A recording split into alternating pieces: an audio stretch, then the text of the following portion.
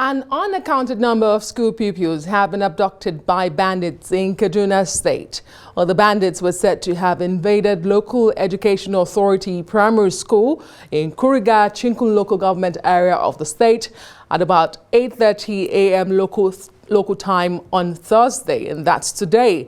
Some staff of the school, including the head teacher, were also abducted.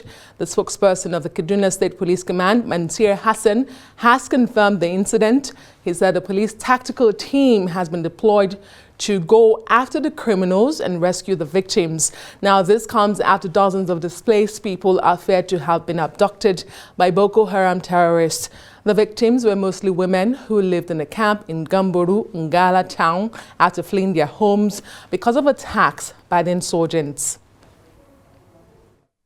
Well, we will be joined in a moment by international security analyst, certified anti-terrorism specialist, and the African representative of the Anti-Terrorism Accreditation Board, David Otto. But I have the current affairs analyst and professor of communications at Baze University in Abuja, Professor Abiodun Adeniyi, who is also a Rise News analyst. Thank you so much for joining me, Dr. Abiodun. We are beginning with this developing story. The police has now confirmed it, but details remain sketchy. We don't know how many people were kidnapped, but the reports that we hear, the reports we gather, say there are scores and dozens of people. What comes to mind when you hear yet another kidnapping in a school? Well, it's one of, predictably, it's one of sadness, very unfortunate, especially in Kaduna, where this kind of incident, has been recurring. It's becoming like a bad coin, and of course, you will be expecting that by now we should have developed means or should have a way around it. But unfortunately, it seems that the kidnappers or the bandits, much more tactical, always more prepared than we are. And of course, it also reminds us that what has happened, the incident is another reflection of the fact that intelligence has failed somehow, because if intelligence has not failed, we would not be seeing it happening, especially where Kaduna has been, the epicenter of this kind of occurrences. Very unfortunate, but we have to reinvest our hope in the ability of the security agencies to do what they need to do. And what do they need to do in this circumstance? This school particularly, it's in Chinkun local government. That local government is particularly notorious. One would have expected that before now, there are some of these schools like these that are vulnerable, that are in local areas, in remote areas, should have been identified. And maybe extra means or extra measures will have been taken to protect them. That is one. Then two, we can also take the extraordinary measure or even relocating these pupils if they want, I know this can be difficult because people have emotional attachment to their place of origin, to their villages and towns and all that. But we're talking about a situation where they are in danger. So government might go might go all the way trying to educate them, sensitize them on the need for them to relocate, even if temporarily. Because if they are not vulnerable, these kidnappers, these bandits will not be taking advantage of them. In the situation where intelligence is limited or intelligence has not been properly activated, then of course, beyond this physical means, of the military or the police, marching on these centers of crime, what about the soft measure that we've been talking about? What is the place of the use of maybe drones at some point in the future to spot the bandits in their hideouts in the bushes and in the forest, in remote areas where they go to prepare and attack or counter-attack, as the case could be. I just believe that, I don't believe these fellows are sophisticated enough, to continue to make a mincemeat of our agencies. It just transpires that something is really amiss. There's a button, there's a T that we would not cross properly or an I that we've not properly dotted, that is causing these kind of lapses, and which is very embarrassing to our agencies. I hear you talk about being proactive. However, we are here, this situation, it has happened again, unfortunately, and we dare not imagine, what the parents and families are going through now, because we cannot imagine, their frustration at this time. But you hear the police in Kaduna say tactical squads have been sent to go after these bandits. They are reacting. Yeah. Would you say that they are prepared and they are well equipped in dealing with this sort of situation, given past instances? Are you in any way confident when you hear a tactical squad or tactical squads are going after them? Well, I want to be fierce with them, really. Otherwise, I would have said tactical squad have gone after them. I would just say medicine after death, you know. We are chasing the horse, after it has bolted, something like that, you know. Or, this is just crying over, the deed has been done. And that's when you are now going after them, which means that we are reactive, we are not proactive. And proactivity needs intelligence so that you can nip things in the bud. And of course, I want to believe that we'll have more than enough information that we can process into intelligence for these agencies, particularly the police or the tactical squad, tactical team, to get in beforehand and nip things like this in the bud. And you see, these criminals are not spirits. We can say this repeatedly, really. They are not spirits. They live amongst the people, even if they don't live among the people. And they drive around, they know what the communities, they know those that are vulnerable. Those that they know where they can come to operate. And of course, when they are operating, they will operate where they operate successfully and also both disappear successfully without being apprehended, And even if community members, citizens want to call the police, they will have gone before they come, So they will have done their groundwork before they pounce, And what we're saying is this: while these bandits are doing their groundwork, why can't we, in the circumstances that we are in, also begin to do groundwork, identify areas that are vulnerable, and talk to the community members to maybe relocate temporarily. Do not forget I said it is possible that because of the emotional attachment they have to their community, they may not want to move. But if they do not want to move, why don't you, enhance the security architecture, like we often like to say, of those kind of environment. And this is not to detract from the fact that the governor of the state has been very, very concerned Ubasani. Yes, he's been very, he's been on top of the situation. Really, perhaps it's not yielded the required fruit yet, but it is not to say that he's not been excellent, with efforts, at dealing with these upsurge in insecurity in Kaduna State. But we're still saying that there are still more things to be done. I'm aware also that recently there were reports that forward operating base, will be set up in sections of that state. And of course, do not forget the Chief of Defense Staff, who is also from Kaduna State. Has also said severally that they will do everything possible to support the state government. We're waiting for the result of all these commitments that they have made.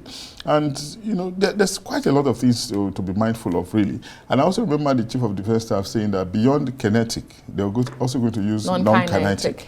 Now, if kinetic has not really been productive in the last years that we've been talking about, what is the content, the context as well of these non-kinetic? Has it been properly deployed, or have they been properly deployed? And if they have not been deployed, what is stopping it? And how do we measure the productivity of these non-kinetic that they want to deploy? You raised very important questions, Professor Abiodun.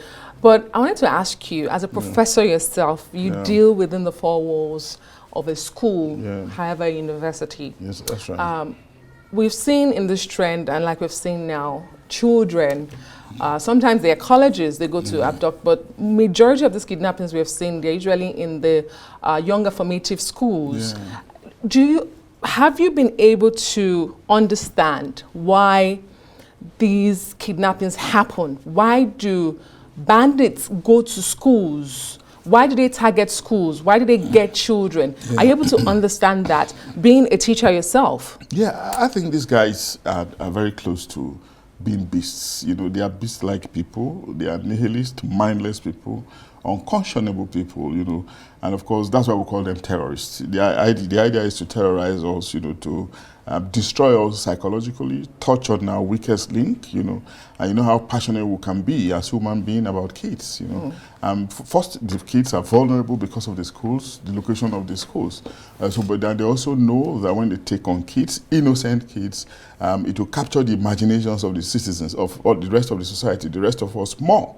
It will touch us more, that's our weakest link, our weakest point. So they want to get us at our weakest point. That's why they are terrorists. So it's the deliberate thing. It's actually very deliberate. And most of the time, they are not targeting children. They are targeting women. You know, also sometimes we want to be protective of womanhood. They take advantage of it, you know, and that's the character, the trait of the average terrorist, and that's why they're actually terrorists, not necessarily bandits. So they know what they are doing, really. And I mean, there are other places where they could have gone to, but they know that people might be concerned, but they might not give as much attention as they will give, you know, to children, you know, and women, as the case could be. So that's what I can think in the immediate circumstance, which is very unfortunate. They are not normal people. They are irrational people. They are inhuman. What more can we say? But again, we have to regret that we have a society that has bred this kind of people, this kind of nihilists, you know. It's a question mark on our kind of society. And that's why on the longer run, we also have to address, you know, the kind of society that we live in, a society where sections of the places, sections of our communities are completely deindustrialized. You know, there's no presence of government, governance has failed, there's absence of transparency, corruption, you know, no attention to the needs of the people. And of course, people don't even feel the presence of government. And nature has no place for vacuum in that kind of circumstance. Something has to give, something has to replace that lack of attention. And that's what we're seeing happening now. But we don't have to rest, thinking that in the long term there can be industrialization. In the immediate term, you know, we have to do what needs to be done. What needs to be done, really, in the immediate short term or even in the medium term. And what are the things that we're supposed to do? Maybe military action, maybe non-kinetic, you know, but we're saying again that the non-kinetic measure can be, the ante around that can be upped so that the news that we want to be hearing from Kaduna shouldn't be one of kidnapping, you know, should be one of progress as envisioned by the governor and other leaders in the state. Indeed. We hear non-kinetic a lot. It's become almost a regular term in Nigerian vocabulary these days.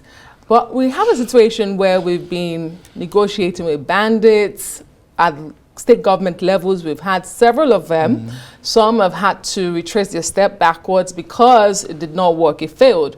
We also have a situation where we have what we call repentant Boko Haram terrorists, and you know, we try to reintegrate them back into society. What can be more non-kinetic than that? And I don't know if that's a measure that is working, but it's one I intend to pose to Mr. David Ocho when he does come into the studio with me. This comes at a time where the federal government and the state government have also for the first time agreed that there is a need for state police, Professor Abiodun Adeniyi. Does this buttress that point? Because you were talking about vacuum of government, but is there also a vacuum of security?